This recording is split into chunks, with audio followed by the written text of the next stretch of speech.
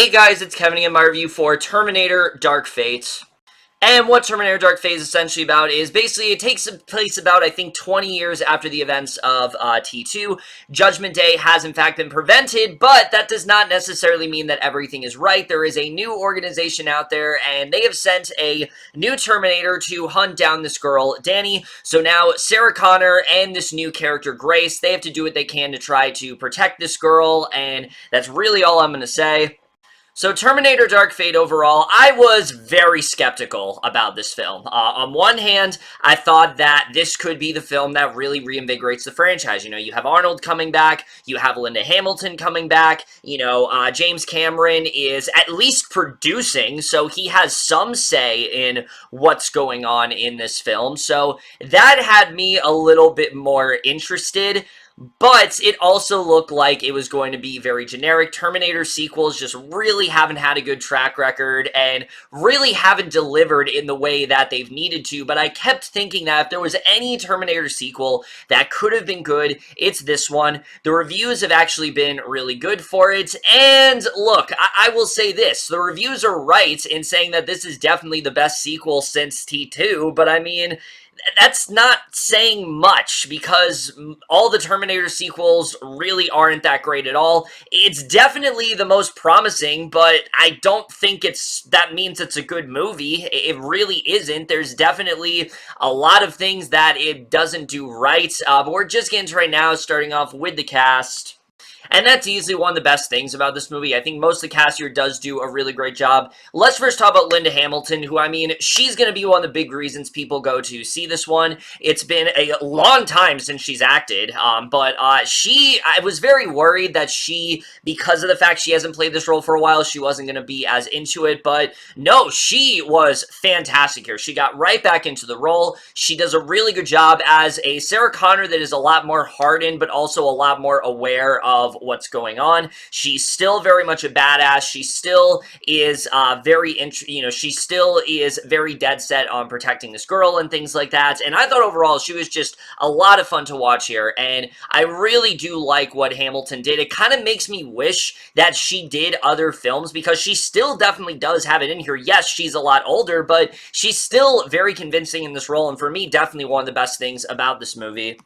However, for me, easily the big standout of this entire film is Mackenzie Davis as the character of Grace, who, I mean, I've loved her pretty much since the *Halt and Catch Fire* days, and I've been keeping up with her since then, and I thought she was fantastic in this film. Grace is someone who is similar to Kyle Reese in the sense that she wants to protect Danny, but she's also far more human. This is easily the most human sort of Terminator, sort of robot that we've ever had, because Grace isn't really a robot. There's, she's a little bit more human and things like that, and I thought overall Davis did a really great job here. Not only, like I said, does she have this, vulnerability to her, but she also is very much a badass, and she's someone who will definitely, she will decimate you every chance that she gets. She's doing whatever she can to protect Danny, and I just thought overall she did a really great job here, giving another really stellar performance with Jordan, and continuing to show why I think she's one of the most underrated actresses working today. Arnold, of course, is back here as well, and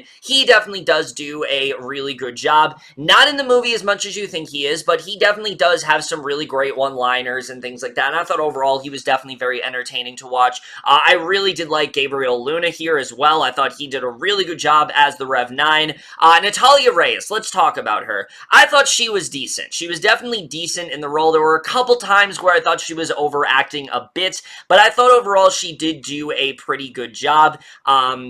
I will say, though, Diego Boneta did not work here for me at all. I've never really thought he's that great of an actor, and this film continues to show it. His Spanish accent is incredibly unconvincing. It doesn't really work at all, and I just didn't think he did a very good job in this movie. Thankfully, he's not in it a lot, but I didn't think that he was that great. But overall, the cast is the thing that keeps this movie working. The cast overall does work very well together, especially the main three. They have really good chemistry overall, and definitely probably the best thing about this movie. But now let's get to the directing and the writing here, because sadly, this is where things start to fall apart. Look, Tim Miller is a very good director. I love the first Deadpool. I think he did a very good job with that. And I was interested in seeing what he was going to do with this film, because he has shown that he has talent before. You know, he did a couple episodes of Love, Death, and Robots earlier this year, which I actually really did enjoy quite a bit. And unfortunately, it's one of those directing things where it really feels like anyone could have come in and directed this, and that's very unfortunate. Now, look, I will say the film is definitely a little bit more tonally consistent than some of the Terminator films. They're clearly going for a more sort of fun action movie here, and I think they do a good job with that. There definitely are some thrilling scenes. There actually is some pretty good humor in there, and I don't think the directing is really the problem. It's just there's no sense of flair. There's no sense of originality, and I think for a series like this that the majority of people just aren't really into anymore. Most people are pretty jaded when it comes to Terminator. They just don't really care about it that much.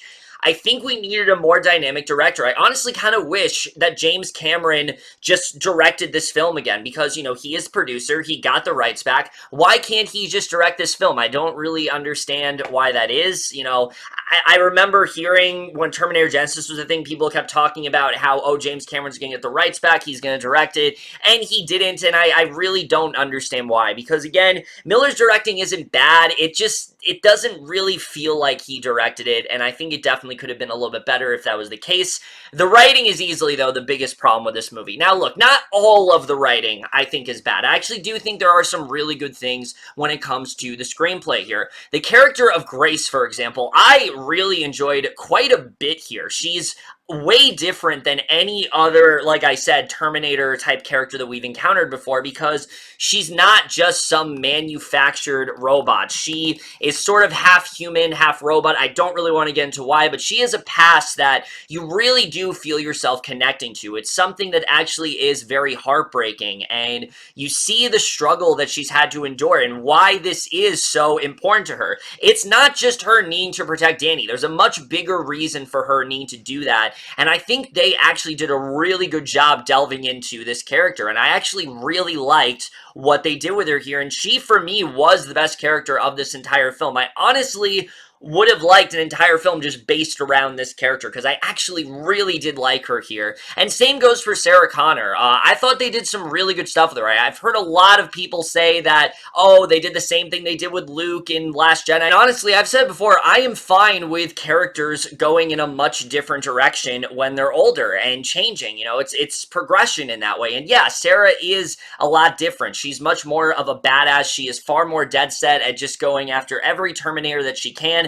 And I don't want to get into why. There's a lot of what's going on with Sarah are very big spoilers for sure, but I thought they did a good job with reintroducing this character to the story, showing what she's been through, showing what she's accomplished, how she's been able to survive after all this time, and I thought they did do a pretty decent job with that overall, and I definitely did like her in the film. And same goes with what they tried to do with Arnold, which it does fall into my negatives, but I appreciate what they were trying to do with him. This is not the same character, obviously, from T2. They're doing something different here that I did overall very much appreciate, and I think these three characters did actually anchor the film quite nicely, especially, like I said, Sarah Connor and Grace. I thought they worked very well together. The problem is, neither of these characters are the main character of this film, which let me just segue into my negatives. Easily my biggest problem with this film, besides one other thing that I'm going to bring up, is our main character here, Danny. I just didn't find her interesting. This is the definition of just a very plain, very basic protagonist. There really is nothing that interesting about her. We see how she is, you know, very dedicated to her family. She really cares about her brother and things like that. You know, she works in this, I think it was like, I'm honestly forgetting things with her character just because of how forgettable she was. And because of the fact that the film, most of it, is largely contingent upon how much you care about Danny and how much you want her survival, the film really starts to fall apart in that way. And I honestly do feel this film would be a lot better if Grace was the main character. I think that they could have taken what was a generic narrative and actually give it some meat and give it something that was a little bit more intimate in that way. Because like I said, I really did latch onto her character, so it just sucks that we're stuck with a character that is so boring and honestly kind of a Mary Sue. And I hate using that term, but that's the definition of what Dani is. There really are no flaws about her. There's really nothing that different about her, but everyone just loves her. Everyone worships her. And there is a twist that they give her to change things up a little bit, but I just simply didn't care enough to buy into it. And I don't think they did a very good job with that. So her character just really fell flat for me, and I don't think they did a good job with that. But my other biggest problem with this film is that even though, yes, they tried to change up some things, this is essentially the same thing. There really is nothing that different about this movie. We still have Dani, who you can, basically insert anyone in that role where Sarah was, and that she needs to be protected. And you have Grace coming in as the Kyle Reese of this film. And then you have the Rev 9, which essentially is just the T-1000 again. There are scenes in this movie that are almost identical to that of T-1000. He's very stoic. He's very cold in that way, but he also interacts very well with people, so no one really thinks anything that's suspicious of him. Nobody really thinks that there's something off about this guy because he is very approachable in this way. And again, Gabriel Luna is doing a really good job in this role. He is very convincing. He is menacing, but the problem is his character is the exact same thing, aside from this one little twist they give him that he can somehow separate himself from a Terminator, which is a cool idea, but they don't really dive into it at all. So again, it's very hard to stay invested in this story because of that, because we have seen this done before. And I can't believe that they spent this much time getting Linda Hamilton back, getting Arnold Schwarzenegger back to just do the same thing again. And that really does bring this entire film down, I have to say.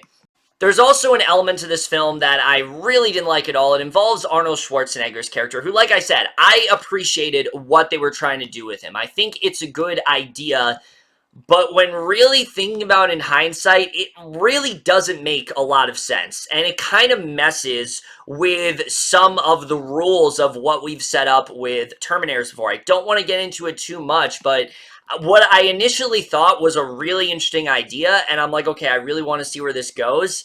It really just doesn't work here, and I don't really know what they were thinking other than, oh, we need to get Arnold back somehow, so let's just put him into this movie, but there's a lot of things that just don't make sense. There is a huge thing that happens in the first 5 minutes of this movie that is already pissing a ton of people off, and I can definitely see why. I think it's a cool idea, but again, it just doesn't really make a ton of sense. So again, it's a narrative that it has things to like about it. Like I said, the Grace character, I like what they were doing with Sarah Connor.